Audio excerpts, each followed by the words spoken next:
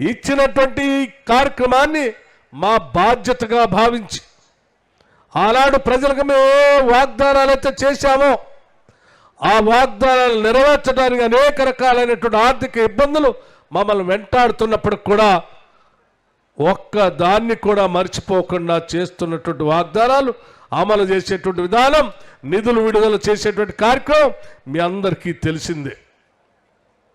మేమందరం శాసనసభ్యులుగా శాసనసభలో ప్రమాణ స్వీకారం చేసిన తొలి రోజే గంట ఆలస్యం అవుతుంది, ప్రజలు ఇబ్బంది పడుతున్నారని చెప్పి ఇచ్చిన గ్యారంటీలో భాగంగా రాష్ట్ర వ్యాప్తంగా ఉన్నటువంటి మహిళలను మనం మహాలక్ష్మిలాగా గౌరవించుకుంటున్నాం. మహిళలందరికీ కూడా మనం ప్రకటించినటువంటి ఉచిత బస్సు రవాణా ఈరోజే మొదలు కావాలని చెప్పి అసెంబ్లీలో మొట్టమొదటి రోజే ఆర్టీసీ ఉచిత బస్సు రవాణాని ప్రారంభించాం.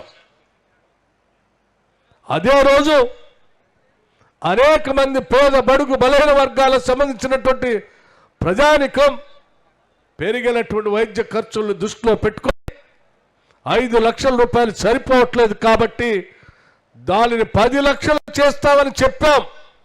ఒక్కరోజు ఆలస్యమైనా ఒక్క ప్రాణమైనా ఇబ్బంది పడుతున్నటువంటి ఆలోచనతో ఇబ్బంది పడకూడదని ఆ మొదటి రోజే 5 లక్షల నుంచి 10 లక్షలకి రాజీవ్ ఆరోగ్యశ్రీ కార్యక్రమాన్ని పెంచి ముందుకు పోతా ఉన్నాం.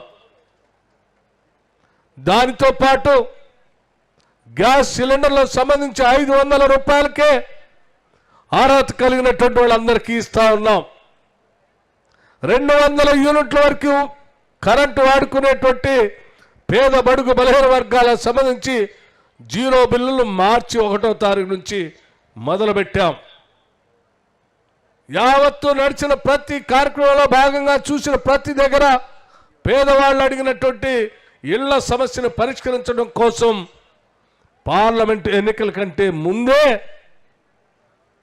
ఇందిరమ్మ ఇళ్లకు సంబంధించి ప్రతి శాసనసభ నియోజకవర్గంలో కనీసం 3500 ఇళ్లకు తగ్గకుండా రాష్ట్ర వ్యాప్తంగా మొదటి సంవత్సరమే 4,50,000 ఇళ్లు కట్టాలని, ప్రతి ఇంటికి 5 లక్షల రూపాయలు ఇవ్వాలనేటువంటి నిర్ణయం చేశాం.